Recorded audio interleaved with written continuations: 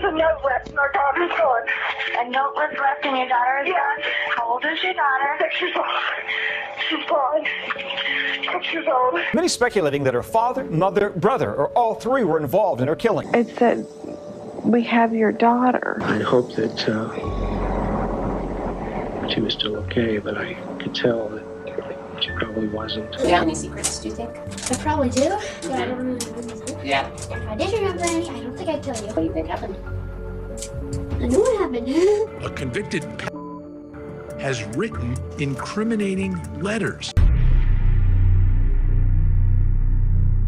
Let's get into it.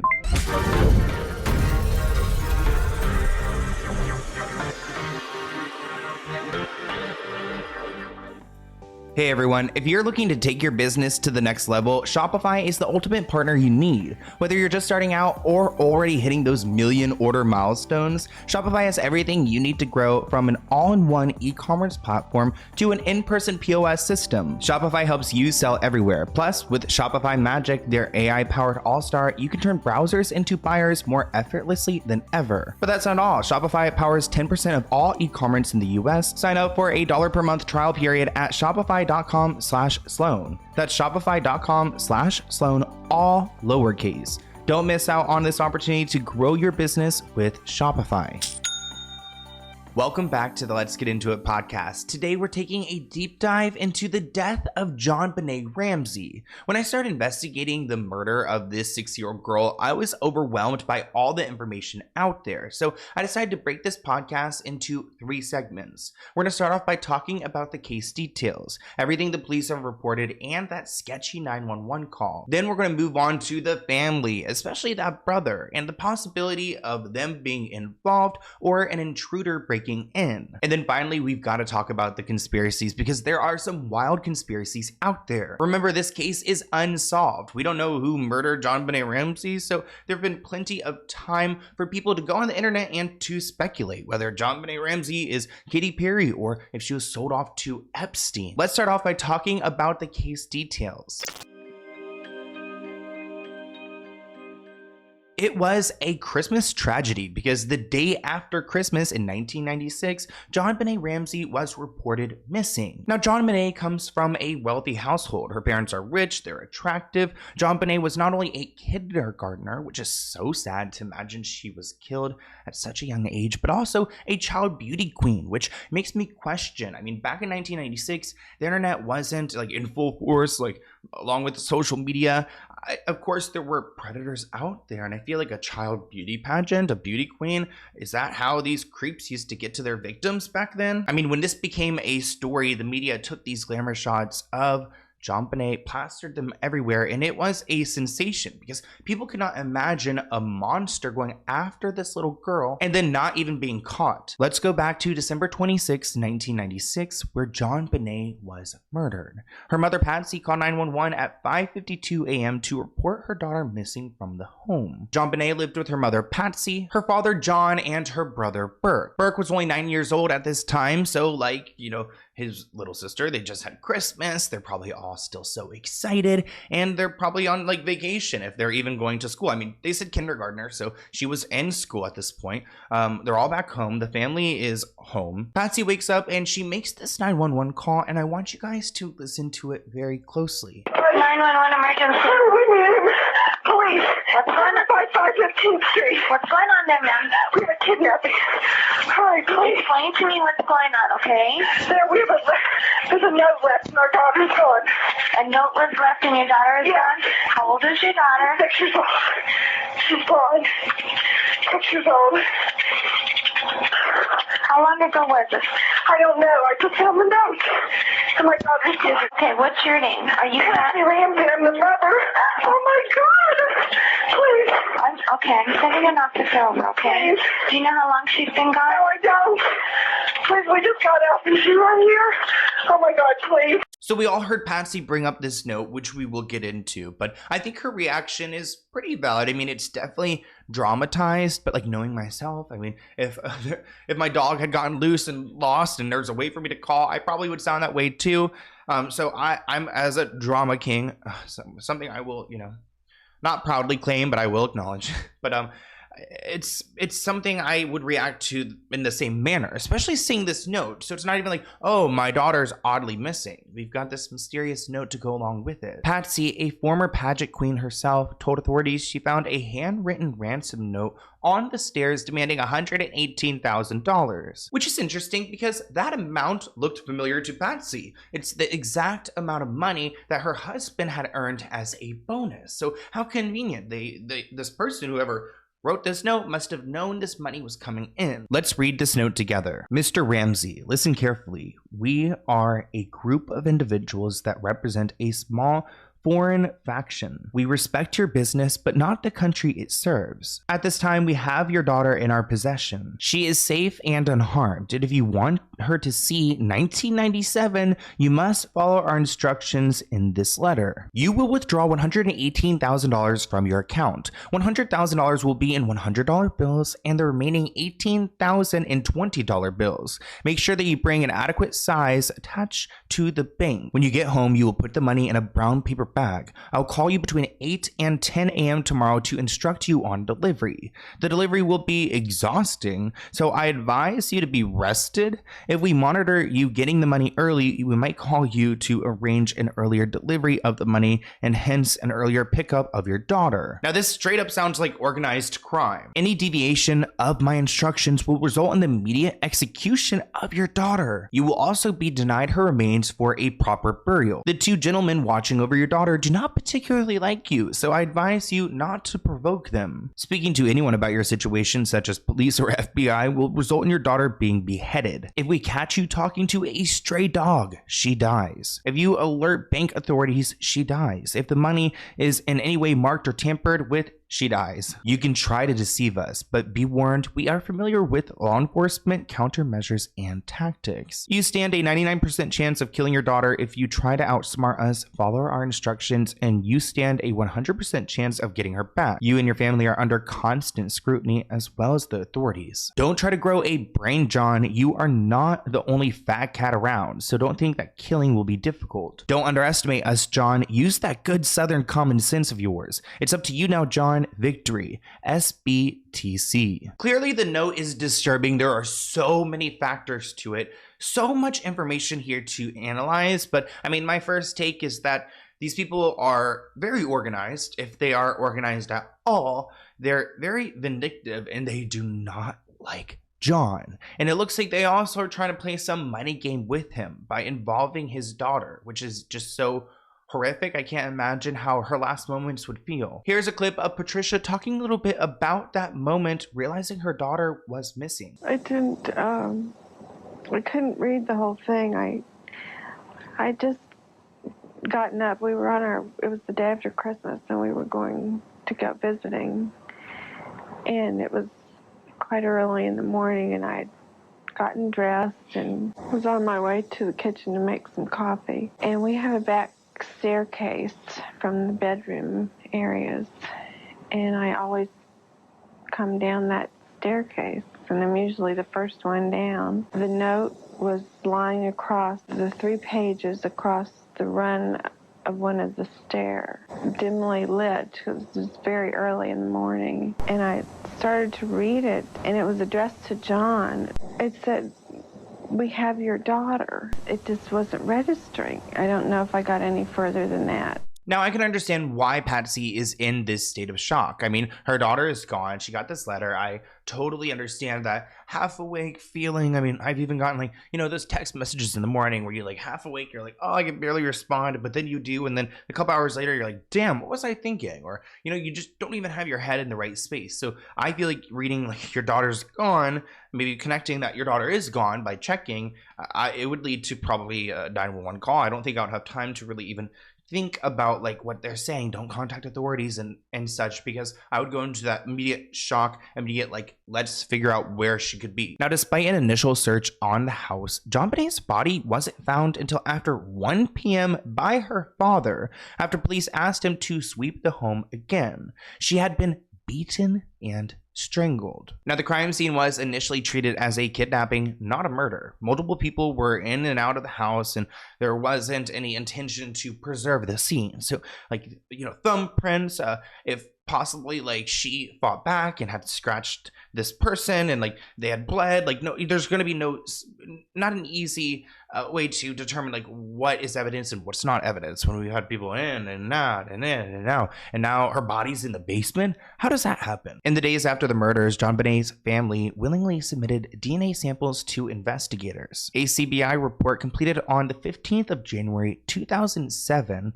an unredacted copy of which is found in a new book by former Colorado Sheriff John Weasley Anderson, appears to show genetic markers from an unknown male which may have served to exclude the Ramseys and members of their inner circle. Now, I know we're bouncing around a little bit, but this is a crucial piece of information which we'll talk about in our following segment. Essentially, there's some DNA that was found on JonBenét Ramsey's body around her waistband, and this DNA did come from a man, but because genetic testing back then wasn't as advanced, they weren't able to determine how this could affect the case. Here's a clip of Dr. Phil talking a little bit about the implications of rerunning this DNA 10 years later after we've made some advancements in technology. There was DNA evidence that was taken from a blood spot in the underwear and on the waistband of JonBenét's leggings, and that was determined to be from an unknown male and does not match any of the Ramseys. It could not be them.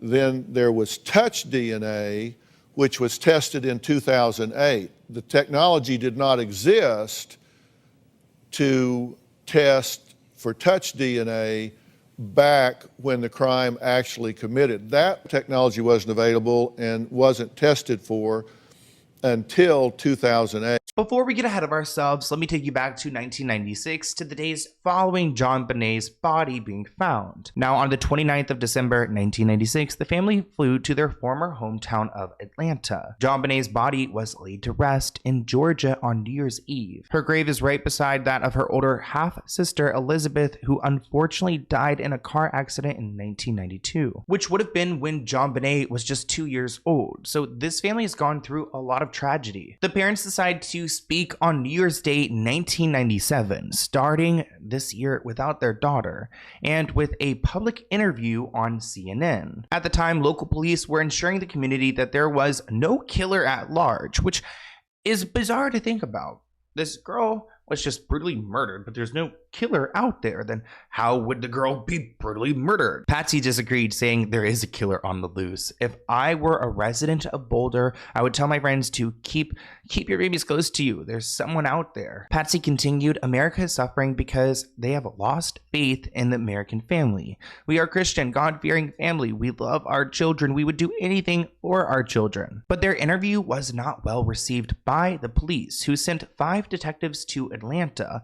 Police reportedly were shocked that the family had claimed that they were too emotional to be interviewed by investigators, but were able to do a CNN sit-down interview, which I kind of get that. I mean, the police are probably like, wait, what the hell? Like, the parents are grieving and they can't even talk to us about this case, but they can go on to CNN and talk to the world. So they saw right through this like kind of facade.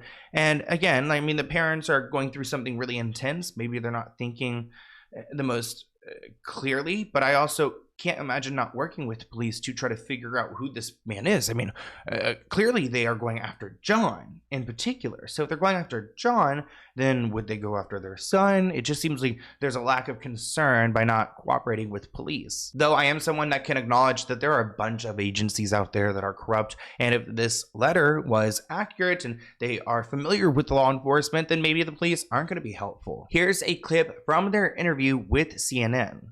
When you return to Boulder, you will sit down with the Boulder police? Absolutely. Absolutely. We want them to know everything possible. Everything. That can help them. Whatever they want, whatever anyone wants, we will cooperate. It's a mystery at this point. Do you truly think the perpetrator will be found? One of the detectives asked me and my friend who was there to go through every inch of the house, see if there's anything that was unusual or abnormal that looked out of place. Asking us to do that more to give us something to do, to occupy our mind. And so we started in the basement, and we're just looking, and I hope that she was still okay, but I could tell that she probably wasn't. I screamed and carried her upstairs. Now, the Ramseys aren't shy when it comes to the media, and they are determined to seek justice for JonBenét, which I think is pretty admirable. Actually, months later, they decided to put up a reward for $100,000, that money that they were being pretty much threatened for in that letter, for someone to give them some information so they could find this killer. And they reiterate that they are determined to find this person. It's just really sad to think that they never do. Mr. and Mrs. Ramsey, what do you want to say to the killer of your daughter? We'll find you. We will find you. I have that as a sole mission for the rest of my life.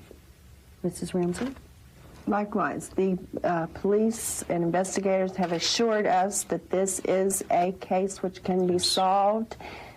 You know, you may be eluding the authorities for a time, but God knows who you are, and we will find you. Now, up until this point, I've tried to be unbiased, and I think that's how we need to attempt to be, but I think there's also room to theorize, which brings us to our second segment. And I want to proceed with this warning that I'm going to try to be the most respectful that I can. I want to reiterate that me personally, I respect this entire situation. I can't imagine this family going through it, this brother, everyone being subjected to this and being subjected to the social media ridicule. I mean, back in the 90s, they didn't think this would become a thing and that their story would live on in such a way. And it must be kind of re-triggering to have people constantly talk about this case online and theorize. So I just want to put out that statement before I move forward, because this is a sensitive topic. I mean, this is a little girl that her life was taken away, and whoever did it, they were never held responsible. So again, with all respect, let's talk about the possibility that her parents or possibly her brother could have been responsible for her death.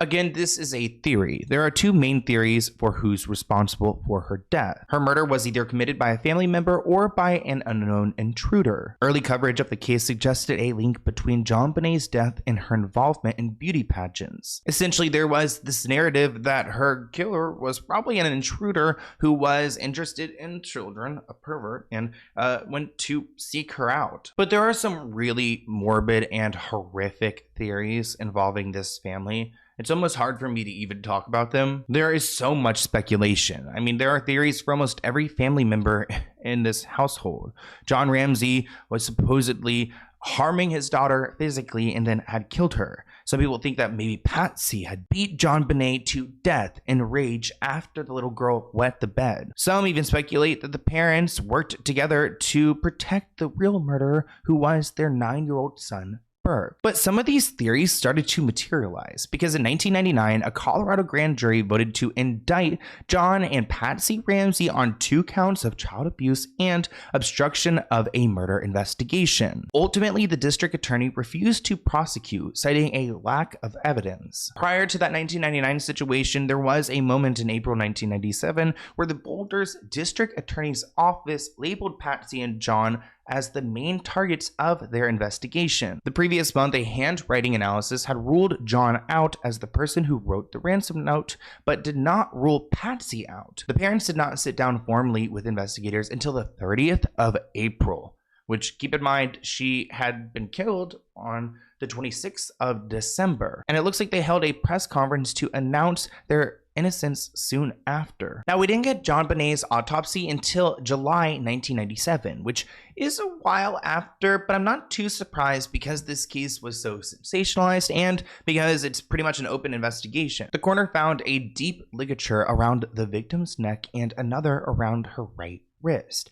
evidence that she was bound and strangled. So then where the hell did they do this? Like, if they did this in the basement, would the rest of the family hear the commotion going on? Also, it sounds really aggressive for a 9-year-old boy, unless Burke has some mental health issues to do this to his sister. Quote, blood and abrasions were found in the girl's private area and that she was struck on the head violently enough to cause bleeding and an 8.5-inch fracture to her skull. Now, when they reopened this investigation in 1998, the parents were a big topic of discussion, and they went through all the evidence, but Burke was really a main focus because some people had this idea that if Burke had some bizarre outburst, he had done this to his sister, then maybe the parents would try to protect them because it would be, I guess, better in a way to just lose one child opposed to losing both. But nonetheless, let's go ahead and look at some of the police footage we have of them investigating their son and asking him some questions.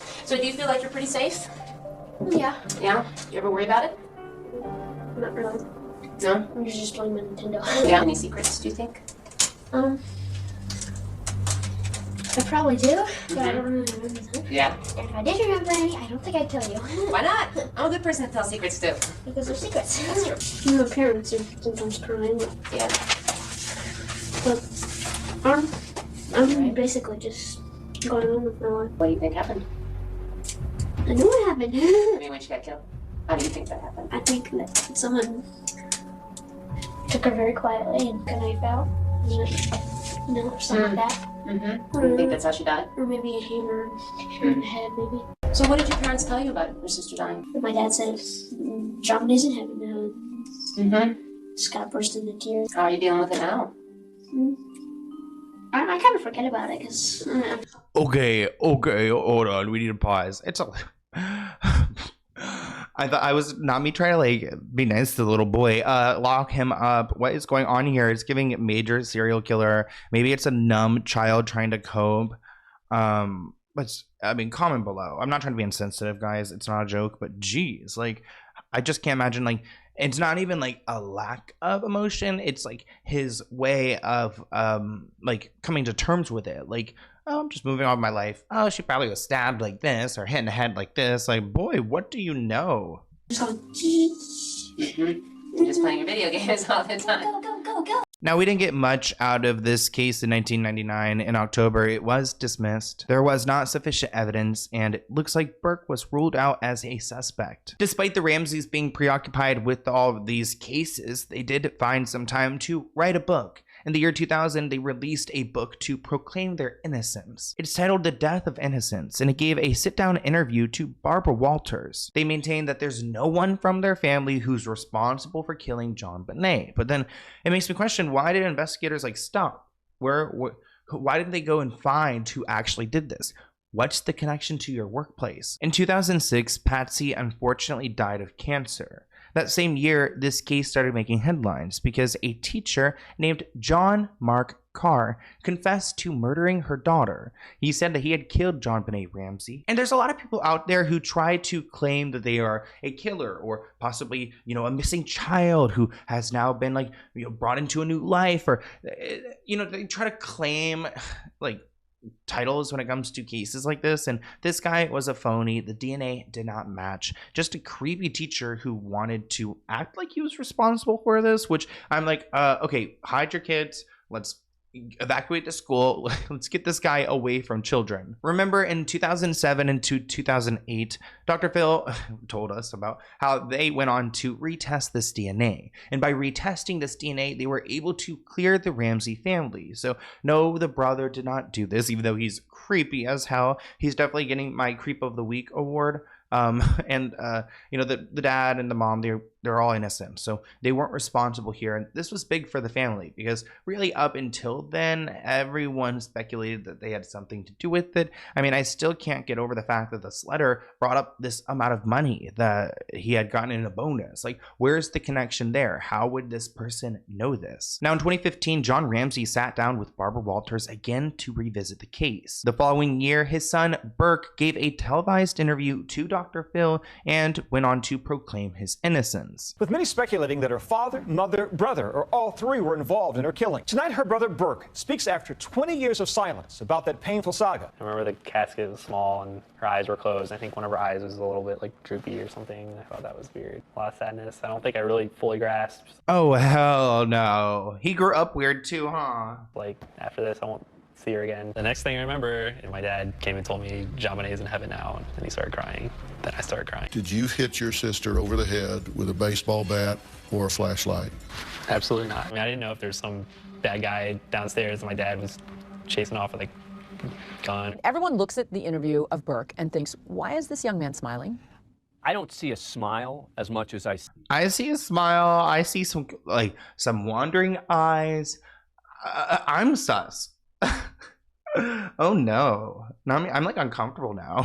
see an uncomfortable facial expression. Now, because the family has been cleared by this separate testing, JonBenét's father, John, has repeatedly petitioned Colorado authorities to order a new and more detailed DNA test in order to find his daughter's killer. He actually spoke at CrimeCon, which is like a big convention for crime junkies, I guess, which I love Crime Junkies. It's my favorite podcast. I definitely want to go to CrimeCon, but he spoke there, and I think it's like really admirable that he's still speaking for his daughter, because he said that he's not going to give up and he's going to find this killer, and I hope he does. Now, in November 2022, the Boulder Police and District Attorney issued a release about an ongoing homicide investigation, announcing that it would be consulting with the Colorado Cold Case Review Team in 2023. Quote, since JonBenét's murder, detectives have investigated leads stemming from more than 21,000 tips, letters, and emails. We have traveled to 19 states to interview or speak with more than 1,000 individuals. Which, hearing this, it's like, okay,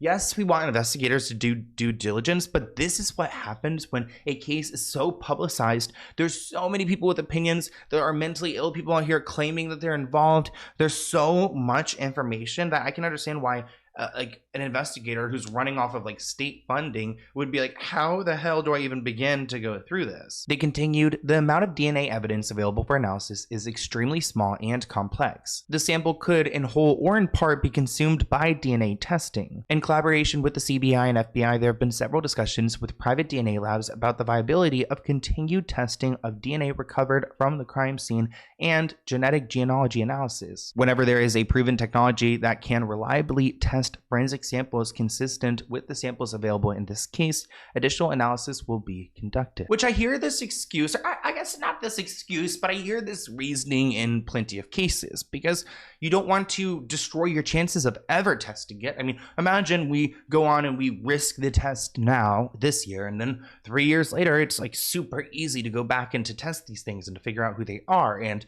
we just missed out on this opportunity. But it's also difficult waiting. I mean, you don't want time to go by and this person who did this to pass on, or to, you know, continue doing it again. I mean, I feel like someone who could do this to a young innocent girl, I mean, they must be sick in the head. They could probably do it again. Now, after decades of mystery, there might be some new leads in that case. Boulder, Colorado police have never given up in this case. There are several new people on police's radar, and earlier this year, they started to use new DNA technology to test previously unexamined evidence. Now, NBC News has not independently verified the reports, but we did get a statement from JonBenét's father who says, quote, there is new leadership at the Boulder Police Department whom I met with recently, and I am very impressed with their professionalism and commitment to solving my daughter's murder. Hey everyone, let's talk about growing your business with Shopify, the global commerce platform that's there for you at every stage. Whether you're launching your first online shop, celebrating your millionth order, or opening a real-life store, Shopify has your back. They make it all super easy to sell everywhere, whether you're online with their all-in-one e-commerce platform or in person with their POS system. Also, let's not forget Shopify Magic, your AI-powered tool that helps you turn browsers into buyers, making the process smoother than ever. And there's something even cooler. Shopify powers 10% of all e-commerce in the US and supports millions of entrepreneurs across 175 countries. Plus, they offer extensive help resources to support your success at every step of the way, ensuring you're never on your own. So ready to get started? Sign up for a $1 per month trial period at shopify.com/Sloan. That's shopify.com/Sloan, all lowercase. Grow your business with Shopify today and enjoy this episode. I do hope they are able to test this DNA, and I hope whoever did this has some 23andMe account, or maybe a relative that has an account, so that we could figure out who did this. I mean, I actually do feel like one day in my life there's going to be a story that's like, JonBenét Ramsey's killer found, convicted, hopefully. I think that there's a possibility, but I want to get into some of the conspiracies. This is kind of like the freaky portion of the podcast where people have really gone on and did something with what they believe could have happened. And maybe some of them are true. So I want to go through them and I want to hear what you guys think in the comments below. Because, you know, I love a good conspiracy theory, but I'm also like, I like to think I'm a rational thinker. So I'm pretty hard to please. Now, a lot of people talk about an intruder, which I think is probably the leading theory in this case, that there was an unknown intruder that gained entry into the house through the basement window. They went up and carried JonBenét down to the basement and killed her. Now, critics of the intruder theory point to the undisturbed cobwebs and dust around the basement window. The Ramseys lived in an affluent neighborhood, but they had a history of burglaries in the last months before her murder. Blood and a boot print were found at the crime scene that did not match anyone in the family. Now let's get into these monsters who like to claim that they're the person responsible for her death. Like this guy, Gary Olivia. He's already in jail serving a 10-year sentence for possession of inappropriate material involving children. He was caught confessing to this murder through letters he had written to a former classmate. He wrote, "I never loved anyone like I did JonBenét, and I let her slip and her head bashed in half, and I watched her die. It was an accident. Please believe me. She was not like the other kids." He writes, "JonBenét completely changed me and removed all evil from me. Just one look at her beautiful face, her glowing, beautiful skin, her divine God body." Jesus, this guy's nasty. "I realized I was wrong to kill other kids, yet by accident she died and it was my fault." Now, Gary is writing these letters to his buddy Michael, and Michael isn't too fond of it. Actually, Michael has had a feeling that Gary's been responsible for her death for a long time. This report writes that Michael suspected his old high school buddy of killing JonBenét for the last 22 years, ever since he received a disturbing phone call from Gary shortly after the murder and before the case made national headlines, which would be really interesting. I mean, how would this guy Gary know about this case before the world did? Michael shares, "My suspicions began when Gary called me late at night on December 26, 1996. He was sobbing and he said, 'I heard a little girl.' I tried to get more information out of him," Michael says. "The only other thing he told me was that he was in Boulder, Colorado. Now on December 27th, I read the front page of my local newspaper. Girl 6 slain in Boulder, Colorado. I immediately called the Boulder Police Department and told them what I knew about Gary and what he had told me just days earlier, but they didn't get back to me. 3 months later, I called the police again to find out what was going on in its investigation of Gary, but instead I was sent to a police answering machine set up for tips on the JonBenét case. I left a message on the recorded line, and again, I never heard back from investigators." Which is so frustrating because I feel like a lot of times there could be justice in certain cases if the police actually use the resources they're putting out there. I mean, don't create a tip line if you're not going to go and listen to the tips. The man who received those letters from Gary Olivia, his former classmate, Michael Vale, was he always a little different? We knew there was something wrong with Gary. In fact, we called him Scary Gary. He was known for breaking into places and getting art supplies. I mean, he could break in and steal things. You remember a phone call you get that's terrifying. You remember it. You remember the room you're in when you get that phone call. It was December 26th, and it was about midnight. And I get that phone call, and it's Gary's voice, and he's like, "Oh, I just heard, little girl, like it was the most terrifying." I'm getting goosebumps just now telling you guys this because it was terrifying. I immediately jumped into protective mode. "Oh, where are you? What's your address? What's your phone number?" And he kind of caught on to me, but he told me he was in Boulder. When I was like, "Boulder? Why would you be in Boulder? You've been sending me mail for 16 years from Oregon." He hung the phone up when I'm trying to get information. This guy gives me the major creeps. I mean, jump scare, just look at him. Back in 1996, Gary was registered as an SO, a sex offender, whose listed address was not far from the Ramsey home. And he reportedly attended a candlelight vigil shortly after her murder, which I've heard that before too, that the killer will actually go and like participate in like the investigation or the search or the candlelight vigil. They didn't consider him a suspect until the year 2000 when he was arrested on an unrelated charge, and police found a photo of JonBenét, a poem he had written titled Ode to JonBenét, fuck me, he's so creepy, and a stun gun among other possessions. There's actually theories that this stun gun may have been used to subdue JonBenét on the night of the murder. Which when I hear stun gun, I think of like a taser, like a loud taser that electrifies you. So I feel like it's not very quiet if you're trying to subdue her. Eventually, investigators lost interest in Gary when new DNA testing methods failed to match his DNA to the crime scene evidence. But we have to remember that the police did not preserve this crime scene properly. So I still think that Gary could be a suspect. Many others also agree that Gary could be a suspect. I mean, they believe that the police had put too much emphasis on DNA matches. Especially for the time period, it is interesting that they are running this DNA and they're just like checking out. I mean, it doesn't seem like they're doing their due diligence, especially if DNA is not like advanced enough to use it, then why are we using it to determine whether someone's like probable or not, whether they could be the killer or not? It just kind of seems like it doesn't make sense. Like, okay, so it's not advanced enough to actually use, but then when we do use it and it fails us, we just kind of write it off. Well, how do you know that it's advanced enough to even tell you that you're wrong? Michael claims that he's still fighting the good fight and he wants to see Gary charged. He has actually sent these letters to the police department in hopes that this could be a written confession, which I think that's such a smart tactic. I mean, he wrote these letters to you about this case, confessing to it. I mean, it sounds like a written confession if you add it up. Gary has been behind bars in Colorado since 2016 when he was arrested for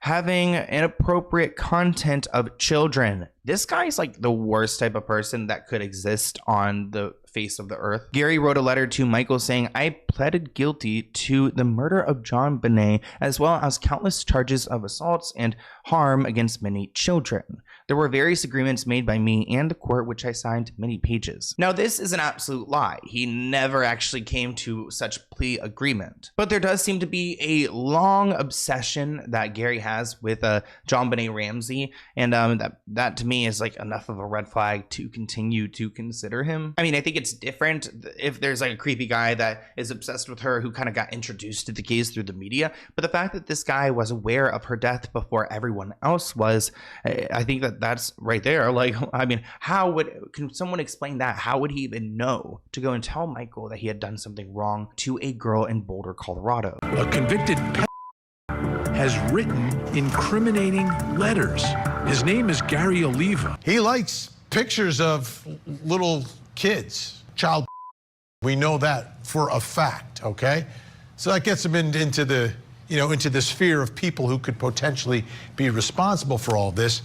Now, he's written a series of letters, including ones where he has admitted taking the life of JonBenét Ramsey. That's one of many letters that Gary Oliva has written through the years, this to Michael Vale. Now, the police have put out a statement when it comes to Gary. Quote, "The Boulder Police Department is aware of Gary Oliva and has investigated his potential involvement in this case, including several previous confessions. The department routinely receives information on this investigation. Information provided to the police department is reviewed along with many tips and theories we receive. There are no new updates in this investigation and the department will not comment further." In my opinion, it looks like the pressure the press had put on the department kind of led to them answering. So maybe they are taking this situation more seriously, but I also think they could have done some investigating, could have already determined that he's lying, he's mentally ill, he's just, out there. I mean, God, he's into children. So, I mean, look at him.